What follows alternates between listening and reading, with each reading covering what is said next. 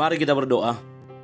Bapa Sorgawi, Bapa yang kami sembah dalam nama anak-Mu Tuhan Yesus, sungguh kami sangat bersyukur berterima kasih kepadamu Bapa untuk segala kasih kebaikan kemurahan Tuhan yang masih Tuhan nyatakan kepada kami sampai dengan pagi hari ini, di mana kami boleh tidur dengan tenang, bangun dengan selamat pada pagi hari ini tanpa kekurangan suatu apapun.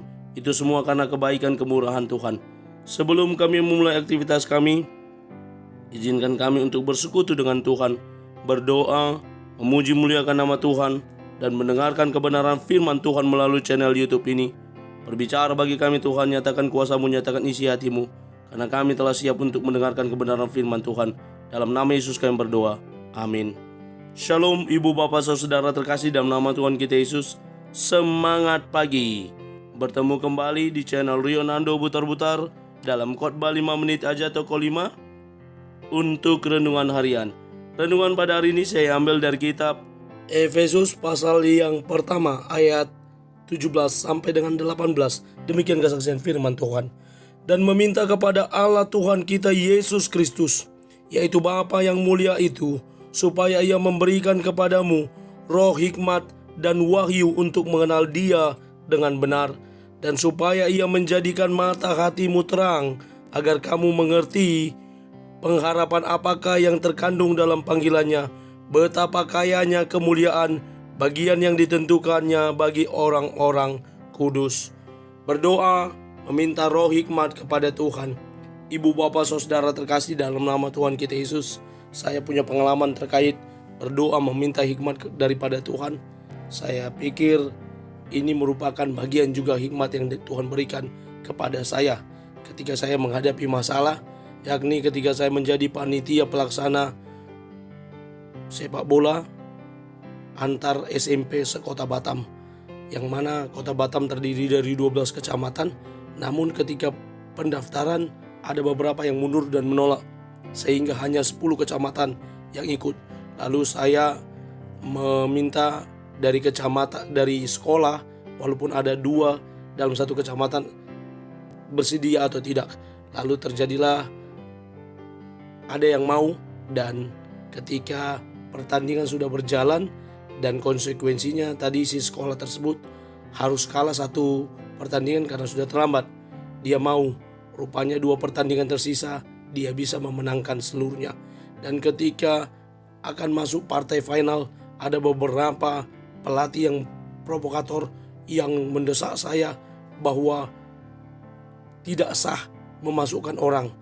Saya berulang-ulang berkata, ini kesepakatan saja di antara kita. Lalu mereka terus mendesak saya, membuli saya. Terakhir saya minta hikmat daripada Tuhan. Ketika dia berbicara peraturan satu orang pelatih, saya langsung tangkap. Kau jangan cerita peraturan sama aku.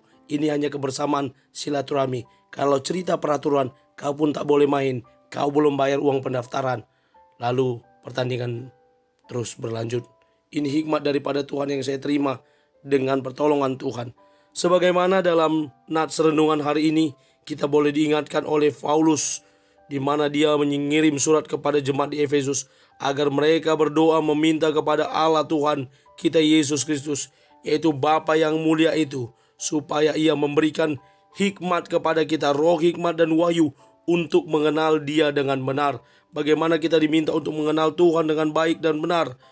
Dari pengenalan itu kita boleh menjadi hamba-hambanya yang mengerjakan tugas panggilan kita. Kita boleh menjadi orang yang mengerti pengharapan apakah yang terkandung bagi orang-orang kudus, bagi orang-orang yang ditentukan untuk menerima setiap berkat yang Tuhan percayakan kepada kita, untuk mempercayakan kepada kita tugas panggilan dalam ibadah, dalam persekutuan, dalam gereja di mana kita digembalakan dan melayani. Ibu bapak saudara, pentingnya mengenal Tuhan dengan baik, pentingnya mendapatkan hikmat daripada Tuhan agar kita semakin dimampukan untuk menjalani hari-hari kehidupan kita, terlebih lagi dalam tugas pelayanan kita. Saya mengutip 2 kata motivasi. Yang pertama dari Bruce Lee, aktor laga.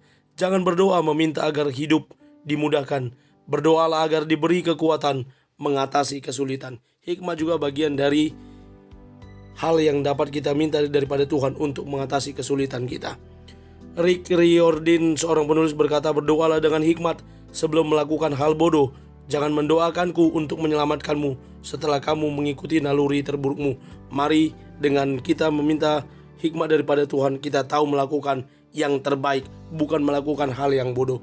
Mari kita berdoa, tidak hanya untuk kebutuhan kita saja, tetapi meminta hikmat dari Tuhan, agar mata hati kita terbuka untuk mengenal Dia dan memuliakannya. Amin. Kita bersatu dalam doa.